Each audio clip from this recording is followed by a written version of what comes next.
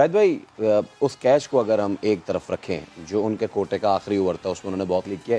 In fact 44 runs उन्होंने दिए हैं पूरे 4 ओवर में। 11 रन्स पर ओवर बहुत ज़्यादा होते हैं T20 में। और ये नहीं है कि हसन ने पहली मरतबा रन्स दिए, इससे पहले भी वो इतनी ही ज़्यादा इकॉनमी से रन्स देते हुए आ रहे थे। ये बाबर का कॉन्फिडेंस था जो उन्होंने लेकर आए।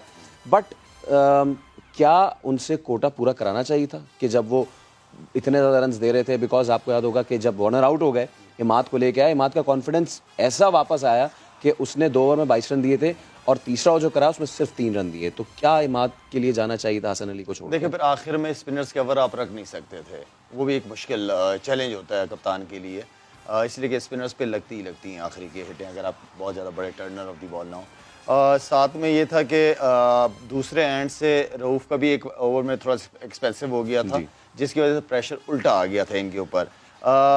चीज़ें बिल्कुल ठीक चल रही थी, अगर ये कैच होता ना, ये 3 छक्के लगते और सिचुएशन टोटली डिफरेंट रहती। एब्सोल्युटली। और ये भी कि ऑस्ट्रेलिया ने जिस क्लिनिकल तरीके से खेला, हमें पता था कि ऑस्ट्रेलिया है, ये बाकी टीमें नहीं है जो आपको आगे आके लूज मोमेंट्स देंगी कि आप उसको ग्रिप कर जाएं।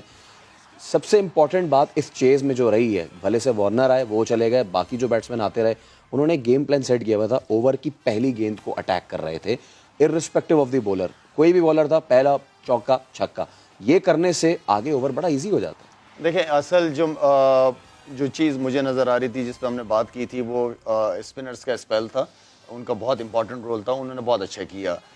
ऑस्ट्रेलियन बैट्समैन पेसर्स पे वैसे ही बड़े तगड़े रहते हैं, उन्होंने सारी ज़िंदगी बाउंसी तेज़ पिचों पे बैटिंग की हुई होती है, थोड़ा सा बॉल पीछे होता है, मिड विकेट या स्क्वायर लेग छक्का मारते हैं वो लोग, वो तैयार आते हैं, उन्हें पेस चाहिए होती है। अगर आप देखें तो स्लो वन पे उन्होंने स्ट्रगल किया है, पेस पे वो तो खुद चाह रहे थे कि पेस वाला बॉल आया हमें, चाहे वो पहला बॉल हो या जो भी बॉल हो, तो उन्होंने उस पेस का इस्तेमाल किया और उन्होंने अपने आप को दिखाया है कि हम ऑस्ट्रेलियन ही हैं, मेंटली स्ट्रॉन्ग हैं, बड़े मैच के प्लेयर्स हैं।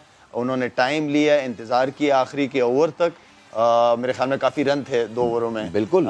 तो उसके बावजूद, लेकिन उनके अगर चेहरों पे देखे, कहीं पैनिक सिचुएशन नहीं थी, कोई पसीने नहीं छूट रहे थे उनके, लेकिन वेट कर रहे थे राइट टाइम के। वो जो 2 बैट्समैन थे, उन्हें अपनी एबिलिटी के ऊपर बिल्कुल बिलीव था कि हम ये रन कर जाएंगे, तो वो इंतज़ार कर रहे थे ओवर्स के लिए और उन्होंने उस चीज़ को कैश किया। एक वक्त पे 12-13 रन पर ओवर चला गया था। इवन जब इमाद और हफीज़ बॉलिंग करने आए थे तो वो ओवर बड़ा ज़बरदस्त गया था। इवन स्टॉइनिस और वेड उनको रोक रोक के खेल रहे थे। मेरे ख्याल से यही बड़ी टीम की निशानी होती है। अगर कोई और टीम ही होती तो शायद वो इतना रिकवर नहीं कर पाती, लेकिन ऑस्ट्रेलिया के मेंटली टफ बैट्समैन ही है।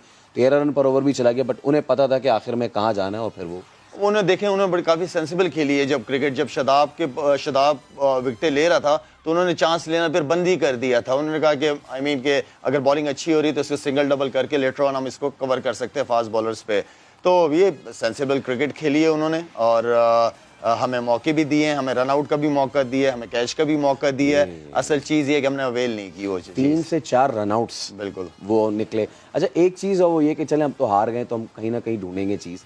और स्पिरिट ऑफ क्रिकेट की जब बात करते हैं, हफीज़ का जो पहला बॉल हुआ था, शायद लॉ क्या कहता है कि वो 2 टिप्पे पे आप हो जाए, ये कहता है कि छक्का मार सकते हैं और क्या स्पिरिट ऑफ क्रिकेट ये कहती है? अब अगर उस चीज़ में जाएंगे तो मेरा मतलब है फिर उठा के हाथ में दे देनी चाहिए थी बॉल। हाँ, लेकिन वो मेरे ख्याल में अगर एक लीगल तरीका है और यही तरीका है खेलने का कि वो रन्स काउंट होते हैं तो उसने चांस लिया।